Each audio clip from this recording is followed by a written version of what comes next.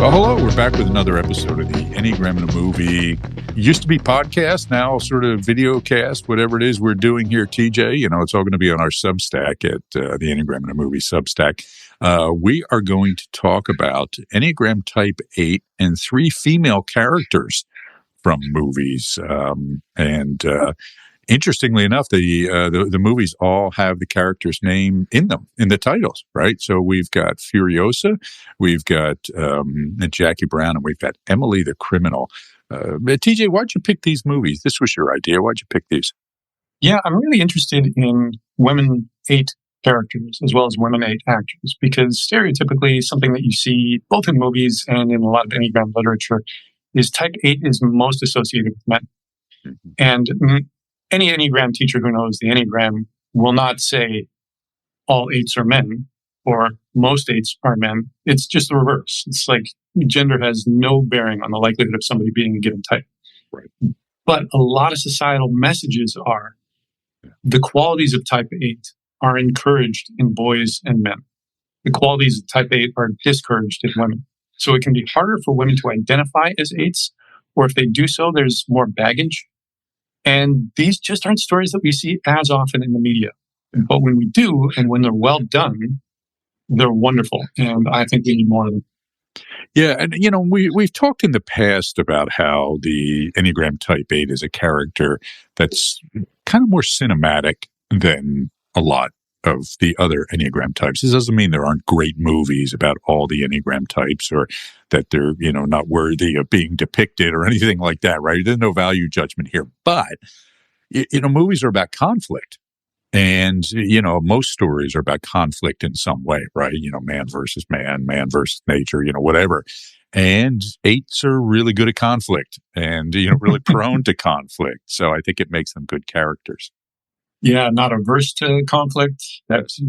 They'll get into it if they need to. And if a screenwriter is being a screenwriter, they will throw some conflict at the 8. Right. And the 8 will say, all right, let's do this. That's right. That's right. So let's start with the character of Furiosa and why Furiosa. And I think we're going to talk about both the more recent, I guess it was a prequel movie, and the original depiction of Furiosa in Mad Max Fury Road. So yeah, both of those movies take place in George Miller's Mad Max post-apocalyptic world, which these movies are all set in Australia. We're in the desert. There has been a nuclear war. Society as we knew it is devastated. There are pockets of people who exist in these kind of desperate, brutal bands. And they somehow have access to fuel, so they have motor vehicles, and they have these kind of almost pirate-like costumes that they wear. And they probably wouldn't think of it as costumes. This is practical. It's like it's leather armor. It's helmets fashioned out of human bones and skulls and things like that. And they have these over-the-top, almost like professional wrestler names. Right, right. Because the landscape is brutal and it is very difficult to survive. Whatever you have to do. However long it takes. Promise me you'll find your way home. Furiosa. Give me this promise.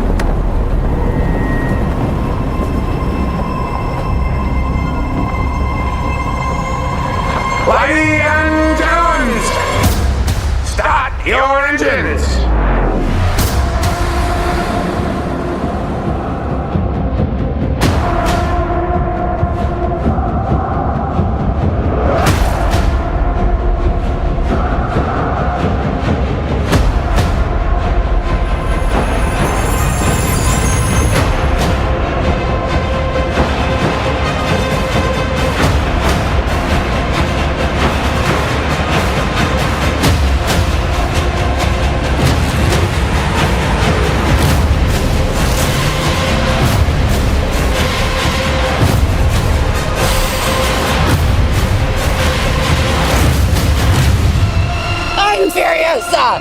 The darkest of angels.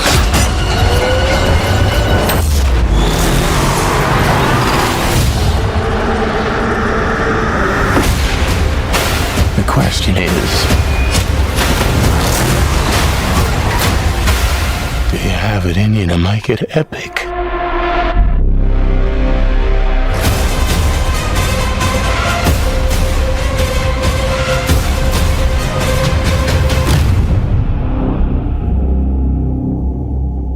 Just for what it's worth, I actually saw the first Mad Max in the movie theater back in 1979, 80, 81, sometime around then. I can't quite remember. And I was a huge fan of The Road Warrior when that came out. And I believe it came out in the summer because I remember going to the drive-in theater, a drive-in theater in northern Delaware, not far from where I lived, multiple times to see it at a drive-in theater. So I'm a huge, huge fan of the Mad Max movies. And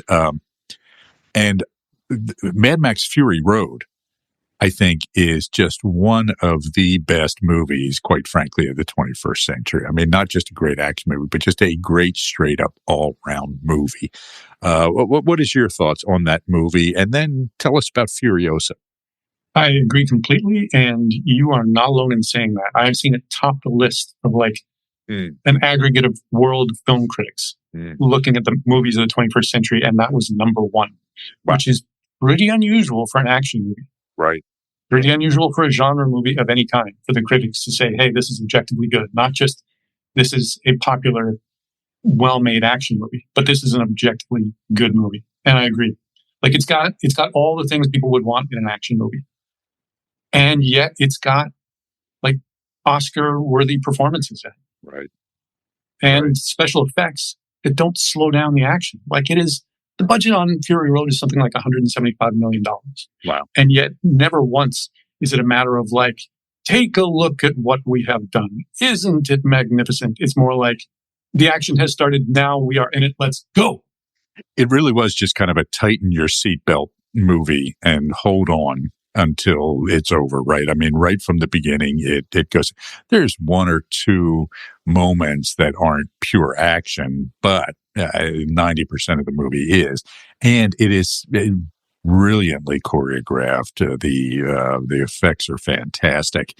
And one of my favorite things is the way they would weave in the soundtrack with the guys playing music on the trucks, right? Where you would, it would be just this sort of normal soundtrack and they would close up on these guys playing the instruments and just brilliantly staged. It's just a fantastic movie.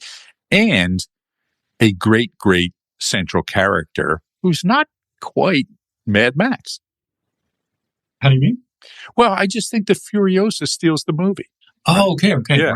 Right. I mean, it's a Mad Max movie, but he's almost a secondary character, as is the male lead in Furiosa as well. But agreed. Tell us about the Charlize Theron version of Furiosa. So if we stick to Mad Max Fury Road, we meet Imperator Furiosa, as she's called, as she is one of the higher-ups in this conclave run by a big old 8 named Immortan Joe. And he has his sons as subordinate, and he has an army of soldiers willing to die at his command. And he presides over, they never really establish how many it is, but basically slaves, people who are desperate slaves, which I thought was an interesting take on a post-apocalyptic landscape of in these movies, people are either a tough, assertive 8 or a desperate, cowering slave. Right. Which seems like a pretty 8-ish vision of how the world could be if things really go bad. Right. Of either you got to fight to survive and fight constantly, or you have to live on scraps and live on mercy. Right. You're either wolf or sheep. Yeah, exactly. So it's pretty unusual for a woman to rise in the ranks in this. And we meet her and she's missing an arm. She's got a prosthetic arm made of mechanical stuff. She drives a caravan, and pretty quickly into the movie, she veers away from their destination and is off on her own. And it turns out she's smuggled out 5 of Immortan Joe's concubine wives, who are just his breeders. And her plan is to escape from Immortan Joe and from his entire armed retinue cross the desert and make it back to the place where she believes that they can live. So it's a very daring and desperate plan, and it takes a tough character to even conceive of this, much less have the courage to pull it off. So there's a lot of leadership, there's a lot of determination, grim determination, and of course, Immortan Joe pursues. And that's the story, basically. It's, as we talked about, it's pretty much a 2-hour chase. Right. Let's get away from this army after us. Let's follow them. And then at a certain point, at Mad Max's suggestion, let's go back and let's block their ability to pursue us. And let's take over the base that they have abandoned. Mm.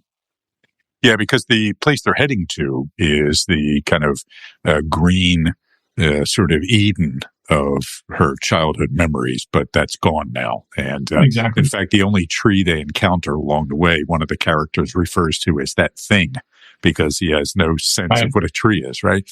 And Furiosa, as played by Charlize Theron, is clearly an 8-ish character, and there are certain things we see there. So again, we talk about the Type 8. Type 8 in the Enneagram is what we call striving to feel powerful, right? Strong-willed, assertive, likes to be in charge, all these sort of things. And we see this certainly in Furiosa. She's just a badass, right? I mean, there are scenes where she is, physically fist fighting with Max and, and other folks and shooting people and all these things. And I think the line that stands out for me most in that movie is when one of the breeders gets accidentally nicked by a bullet, and Furiosa asks her, "Is she okay?" And the woman says, "It hurts." And Furiosa's response is, "Out here, everything hurts." And that is just such an 8-ish view of the world, right? Look, life is tough. Suck it up and get the stuff done, right? So for me, that moment, as good as anything else, captures the 8-ness of Furiosa. As an 8, she doesn't have the kind of over-the-top lustiness that we often see in 8s, both on screen and off screen. She's very quiet. And in the prequel, she hardly says a word. Right. Like, she's mute for a significant portion of it, which is atypical of the way we usually see 8s. But at the same time, that translates to a certain grim practicality. I'm not going to waste my words. She doesn't have a catchphrase. She doesn't crack a joke after she's killed somebody. Right. She's all business. Let's get this done. Yes. Yes. And I would suggest that this character is probably a navigating 8. Right.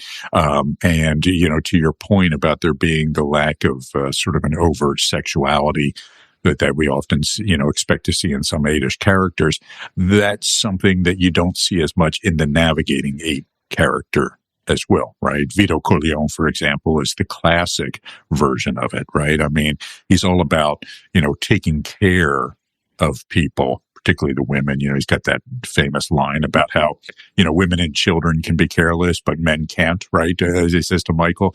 And so it's that whole idea of protectiveness and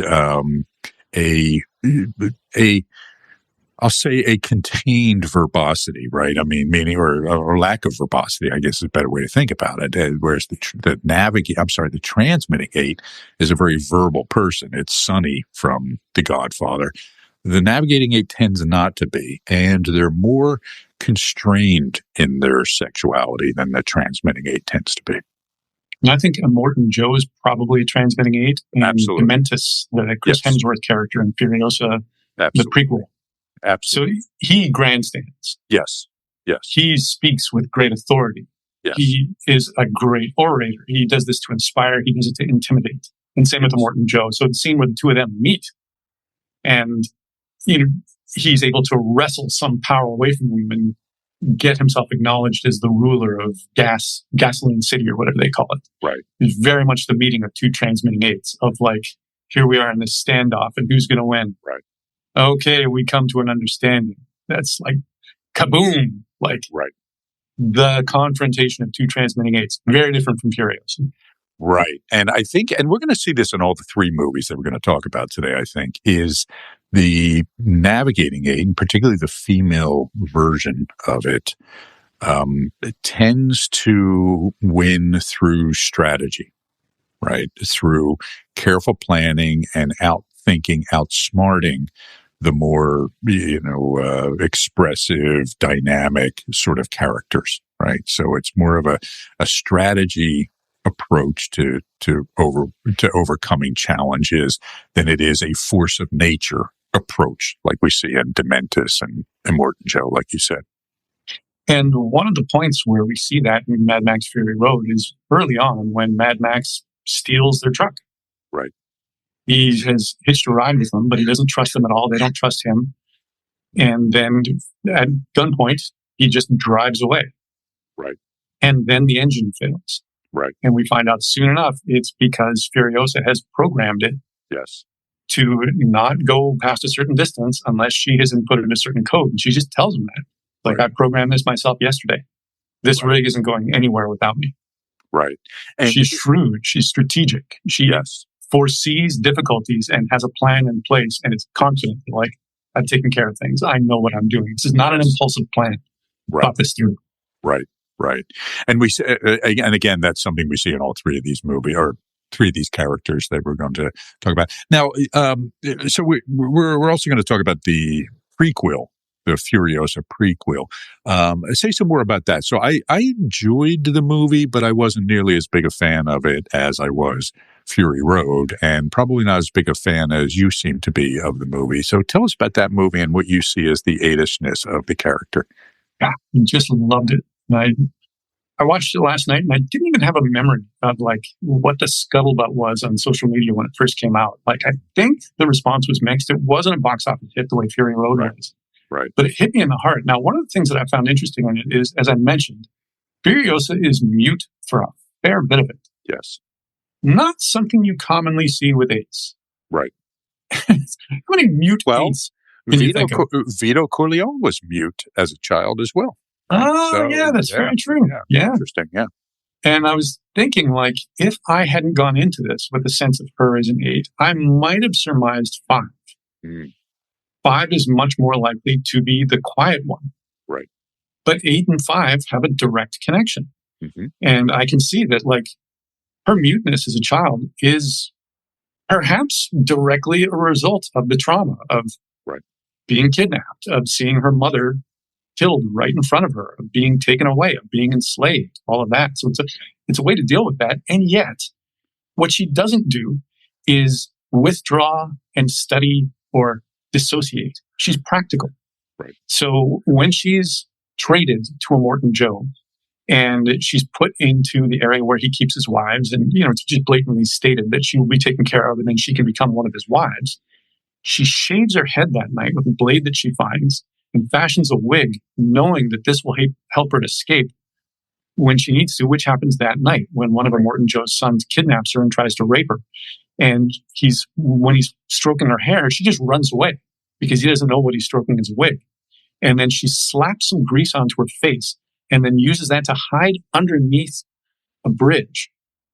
And then is able to somehow, like, when time passes and then the next time we see her, she's made use for herself as, I think, war boy is the term or something like that. But she's basically a monkey.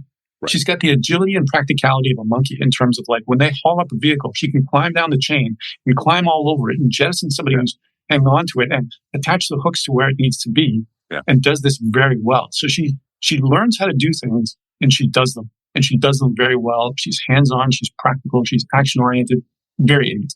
Yeah, and pretending to be a boy, right? In the movie, exactly. Right? She's kind of disguising herself as a boy, which again gets to the whole stereotypical 8 thing, being more male than female, even though there's an equal distribution and that sort of thing. But it's something we associate more with masculinity than femininity in that way. But interesting, and it's an interesting task that she does, because the actress that plays the character is quite an attractive woman, right? And a beautiful woman. I forget her name. Anya Taylor-Joy, former model.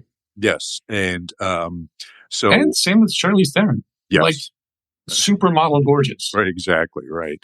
In both cases, choosing not to present themselves in this way. Right. But it also doesn't feel like I'm slumming it, or we all know I'm really gorgeous and I'm going to make sure that I look both gritty and gorgeous. It's like, no, I look gritty. Right. That's what this character is. That's who I am in this role. Right. Which Charlize Theron has a history of that when she played the character in Monster as well. So Exactly. Eileen Wuornos. Yeah. So, all right. Good. So what else about the prequel movie, the second movie, was 8-ish for you? Anything else? It's something we have talked about, and I'm sure we will talk about again in terms of Type 8, revenge. Yeah. This is a story of revenge.